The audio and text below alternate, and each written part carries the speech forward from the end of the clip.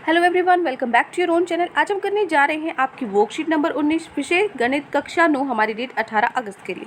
तो चलिए शुरू करते हैं। आज हम पढ़ेंगे, दोहराएंगे रेखिक समीकरण के बारे में। रेखिक समीकरण क्या होता है? जैसे यहाँ पे एक चर वाले रेखिक समीकरण का उदाहरण है। इस तरीके से लिखा हुआ है, ये 2x - 3 बराबर किसके? 9x - 3। तो इधर भी और इधर भी दोनों तरफ क्या है? रेखिक समीकरण है। तो समता के चिन्ह की बाईं ओर वाला व्यंजक क्या होता है? LHS कहलाता है, और जो दाईं ओर है वो क्या कहलाता है? RHS कहलाता है। और बीच में जो ये चिन्ह है, ये इसका प्रयोग किया जाता है, ये व्यंजक में नहीं आता, ये अलग से व्यंजक है और ये व्यंजक है, ये बस इनको बराबर दिखा रहा है। ठीक है। तो किसी भी समीकरण का जो हल प्राप्त होता है, हल प्राप्त करने के लिए समीकरण के दोनों तरफ एक ही तरह की गणितीय संक्रियाएं की जाती है। मतलब दोनों तरफ प्लस कर रहे हो, दोनों तरफ डिवाइड, मल्टीप्लाई, दोनों तरफ होता है वो, अगर हल करने के लिए आप कुछ भी प्रोसेस कर रहे हो तो अचरों के ऐसे मान जिन्हें समीकरण में रखने पर और जब वो आपका हल निकल आए, अगर आप उसको लेफ्ट हैंड LHS और RHS में रखते हो तो दोनों का मान बराबर होता है। तो इसका मतलब वो क्या हो जाएगा? उस समीकरण के हल कहलाएंगे। ठीक है। उदाहरण से समझते हैं। यहाँ पे जैसे एक छोटा सा उदाहरण है, यहाँ पे 2x + 9 = 4 का हल कीजिए। देखो कैसे हल करते हैं। यहाँ पे हम इसको 2x, इससे नहीं बता रही मैं आपको, ये थोड़ा सा बड़ा तरीका, छोटा तरीका करते हैं। 2x + 9 = 4। क्या करना है? जो चर वाले उनको एक तरफ रखो, जो नंबर है उनको एक तरफ रखो। तो 2x तो इधर ही रह जाएगा, 9 को उधर ले जाओ। 9 को उधर ले जाने के लिए रूल है, अगर इधर वो प्लस में था और इधर लेके जा रहे हो तो वो माइनस में हो जाएगा। कैसे हो जाएगा? ये -9 + 4। ठीक है। देखो साफ साफ यहाँ पे लिखती हूँ, 2x + 9 = 4।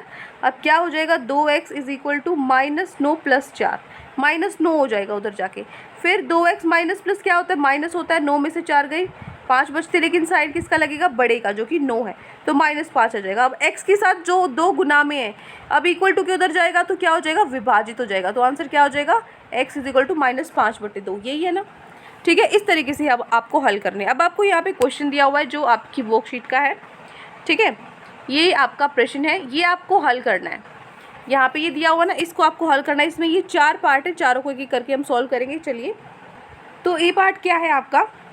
7x - 9 = 16। क्या करना था? मैंने बोला था x वाले एक तरफ रखो, नंबर एक तरफ रखो। तो 9 इधर नंबर के साथ रख दे, इधर 16 के साथ, उधर माइनस में था, इधर आके प्लस में हो जाएगा। तो 16 + 9 कितना होता है? 25 होता है। तो 7x 25 की इक्वल आया। अब ये x 7 के साथ मल्टीप्लाई में है, इधर आ जाएगा तो ये नीचे डिवाइड में हो जाएगा। तो x की वैल्यू क्या निकलाएगी? 25/7। ठीक है। ये हो गया हमारा ए पार्ट। नेक्स्ट पार्ट में चलते हैं। बी पार्ट क्या है?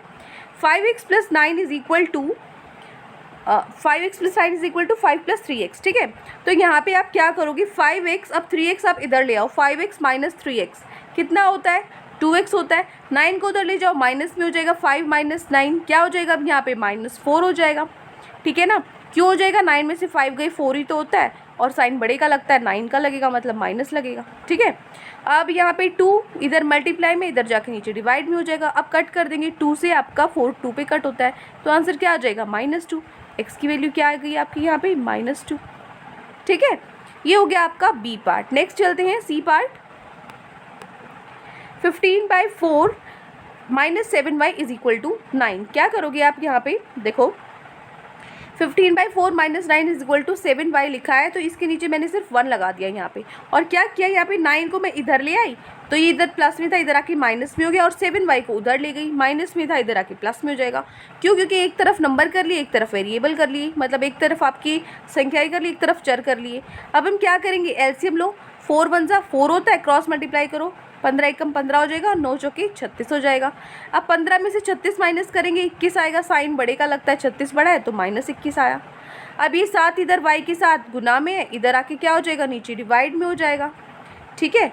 तो नीचे मैंने इसको डिवाइड में लिख दिया। अब इसको काटो 7 से, इसको काटो 1, ये आ गया 3। क्लियर? तो आंसर क्या आ जाएगा आपका? y की वैल्यू आई -3/4।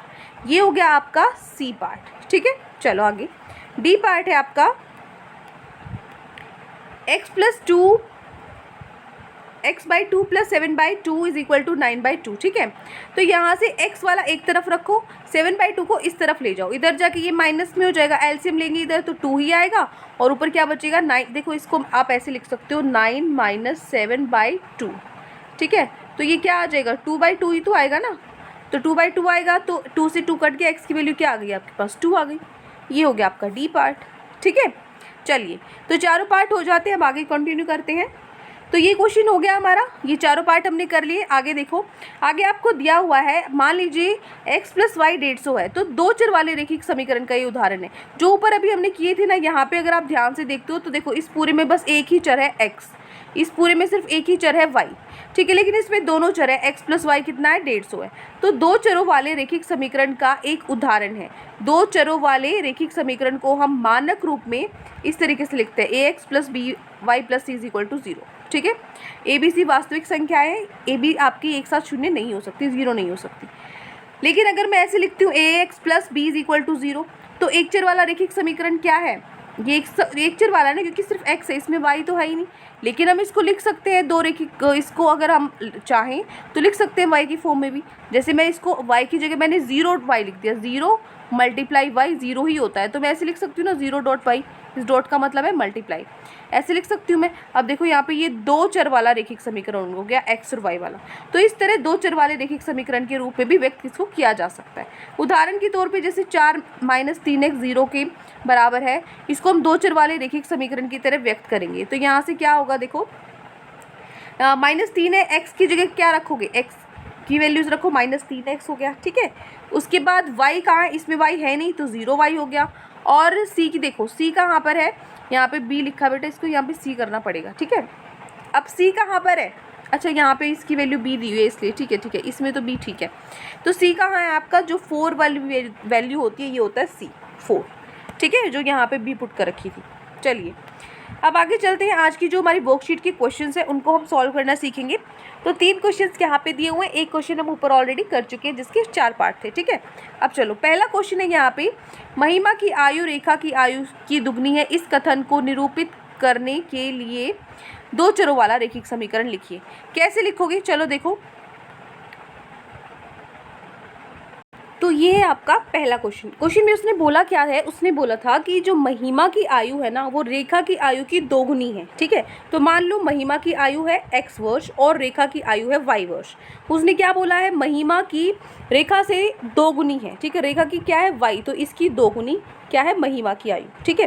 तो आपको इस समीकरण को, इसको रैखिक समीकरण के रूप में लिखना है। तो रैखिक समीकरण का रूप क्या होता है, इस तरीके से लिख सकते हैं हम, ax + by + c = 0, है ना, ऐसे ही लिखते हैं। तो यहाँ पे x क्या है, 1x है, इसके आगे आप a लगा सकते हो। y क्या है, देखो इधर इसके साथ लाओगे ना, इसको ऐसे लिखोगे ना, x - 2y, और c आपका है ही नहीं तो 0, ठीक है, 0c = 0, है ना।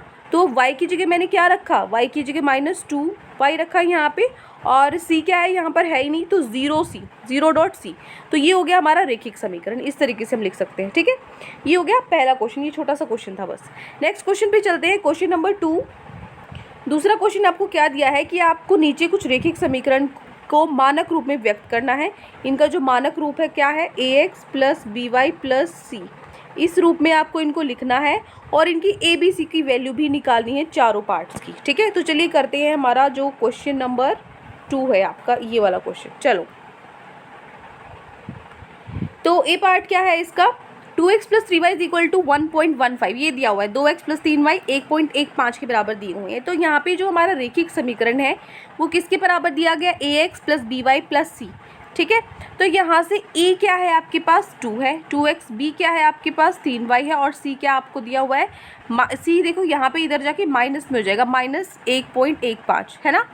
तो ये क्या हो गया, ये तो रैखिक समीकरण का रूप हो गया। फिर ABC भी निकालना था, a क्या है, 2 है, b क्या है, 3, c क्या है, -1.15, ठीक है।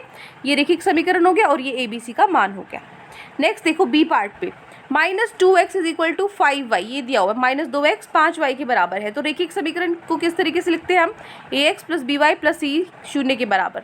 तो यहाँ पे x की मान क्या, देखो x की जगह क्या लिख सकते हैं, -2x by -5y, इधर जाके ये माइनस हो जाएगा ना, इसलिए -5y, c इसमें है ही नहीं तो c क्या हो जाएगा, 0, ठीक है, 0 0 पॉइंट लगा के c लिख देना, ठीक है। इसका मतलब ये मल्टीप्लाई में होते हैं जिसकी वैल्यू 0 होती है, ठीक है ना। अब a b c की वैल्यू निकालो, a क्या है -2, b क्या है -5, c क्या है 0। ये रैखिक समीकरण का रूप हो गया और नीचे क्या हो गया, a b c का मान हो गया, ठीक है। तो ये हो गया हमारा a और b पार्ट। थर्ड और फोर्थ पे चलते हैं। देखो तीसरा पार्ट है, y - 2 = 0 के बराबर दिया हुआ है। तो रैखिक समीकरण इस तरीके से हम लिख सकते हैं, वैल्यू डालो, एक्स इसमें है ही नहीं, एक्स इसमें है ही नहीं, तो एक्स क्या है 0, 0x हो गया। बी वाई, वाई क्या है इसमें, एक ही है वाई, वाई 1y हो गया। सी क्या है यहाँ पे -2 है, -2 हो गया।